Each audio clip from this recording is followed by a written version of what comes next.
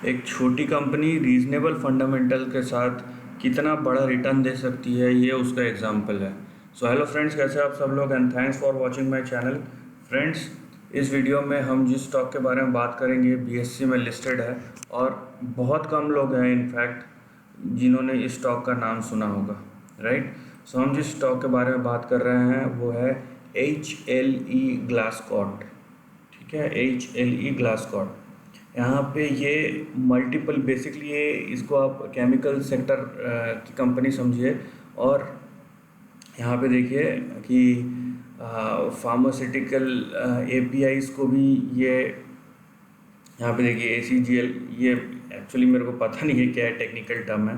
Plus आपका speciality chemicals, dyes, colours, agro chemicals, मतलब ये यहाँ पे मल्टीफेसेटेड इनका प्रोडक्ट्स और सर्विसेज है और most of the chemical sector को ये कवर करते हैं।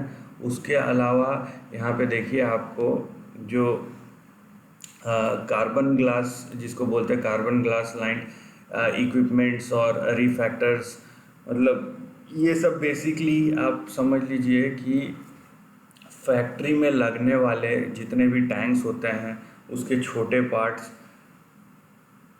उसके वाल्व्स, उसकी फिटिंग्स, उसके साथ साथ आपको पूरे केमिकल सेक्टर का भी यहाँ पे जितने भी छोटी बड़ी ज़रूरतें हैं उसको पूरा करता है ये, राइट।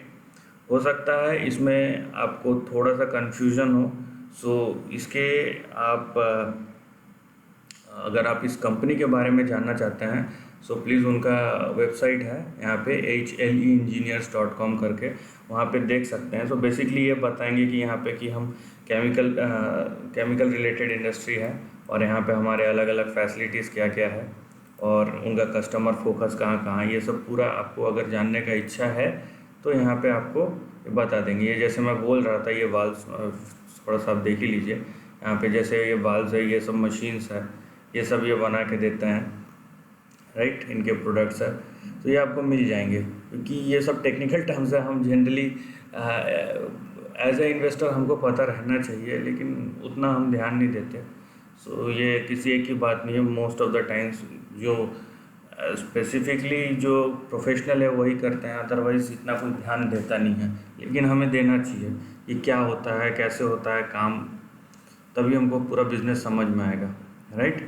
इसके साथ साथ और भी है, आप चाहे तो देख सकते हैं, यहाँ पे उसके बारे में लिखा भी हुआ है क्या है कैसा है। नाउ यहाँ पे आप देखिए 1200 करोड़ का मार्केट कैप है। PE आपको हाई लगेगा क्योंकि 36 टाइम्स का PE है। यहाँ पे देखिए क्योंकि ये केमिकल सेक्टर से बिलोंग करता है तो एक आपको सेक्टोरल, आप बोल सकते हैं कि सेक्टोरल अपग्रेड का जो पॉजिटिवनेस है उसका भी एक रब ऑफ इम्पैक्ट है यहाँ पे।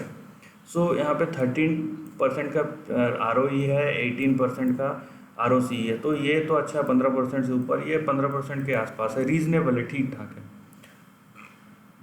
सेल्स ग्रोथ अच्छा है, 10% से ज़्यादा। डेट टू इक्विटी ज़्यादा है, जितना ज़्यादा नहीं होना चाहिए, फिर भी 0.5 होना चाहिए, 1.7 है। ROCE देखिए यहाँ पे इन्होंने 18%, मतलब 15 से 25% के बीच में मेंटेन करके रखा है। सो यहाँ पे आप देखिए कि 2022 2016 तक था, उसके बाद 3 साल से ये कंटिन्यूस 22% से सीधा 14% गया, उसके बाद से बढ़ रहा है, 14 से भी 18 हुआ है। जो सिग्निफिकेंट इम्प्रूवमेंट आपको दिखा है वो दिखा है आपको यहाँ पे डेटा डेज, मतलब वर्किंग कैपिटल साइकिल में। सो जो 12 साल पहले है, यहाँ पे आप मान लीजिए 85 तो बहुत हाई है, हम 42 को ले लेते हैं या फिर 29 को ले लेते हैं, कि 10 साल पहले जहाँ पे उनको 1 महीना लगता था उनके जो दिए हुए सामान पे पैसे आने में, वो आज के डेट पे 19 दिन में आ जा रहा है, मतलब 2-3 हफ्ते में उनको पैसा आ जा रहा है।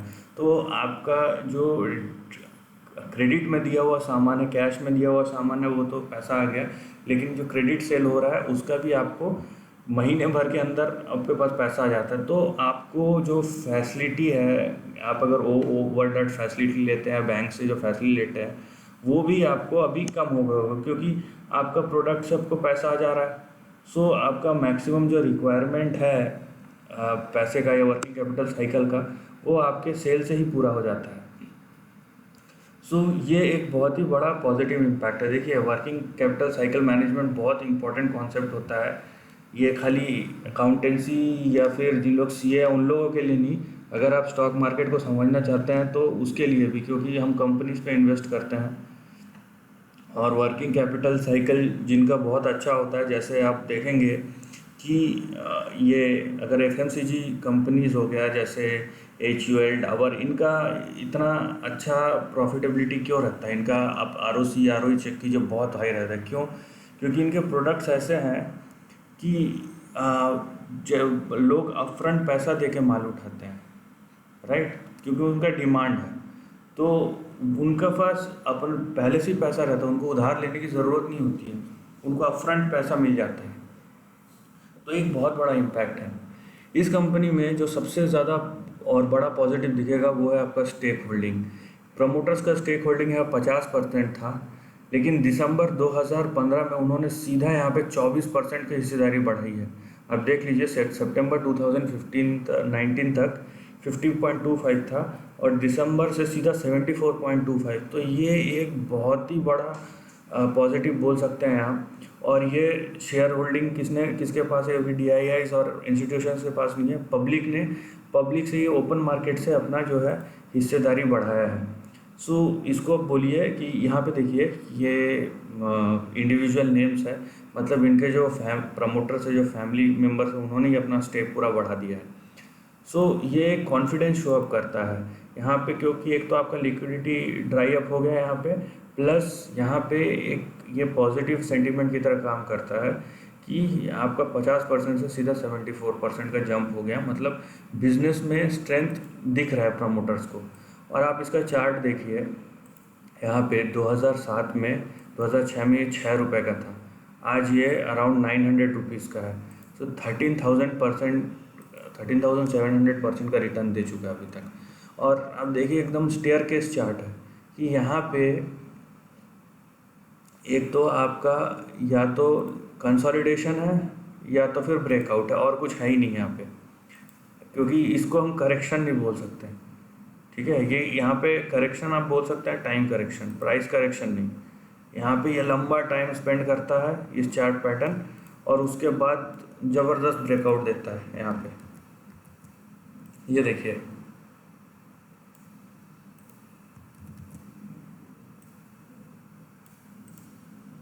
राइट, फिर यहाँ पे देखिए,